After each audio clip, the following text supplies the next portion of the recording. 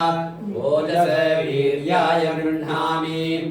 अपायो मध्यतो रसः तमामस्मामुष्यायणाय पुष्टेः प्रजननाय गृह्णामि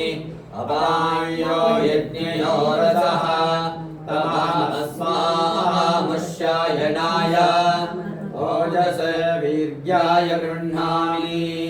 सर्वस्याप्त्यै सर्वस्य जित्यै सर्वमेव तेनाप्नोति सर्वं जयति रुद्ध्यास्म हव्यैर्नमसोपसद्य मित्रं देवं मित्रधेयन्नो अस्तु अनुराधान् हविषा वर्धयन्तः शतं जीवेम शरदः सवीराः नवो नवो भवति जायमानोऽह्नाङ्केतरुषसामेत्यग्रे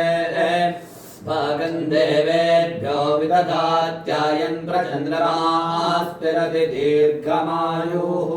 क्षत्रस्य राजा वरुणोऽधिराजः नक्षत्राणागुं शतभिषग्वसिष्ठः तौ देवेभ्यः कृणतो दीर्घमायुः शतमानं भवति शतायुः पुरुषः शतेन्द्रिय आयुष्येवेन्द्रिये प्रतिष्ठति।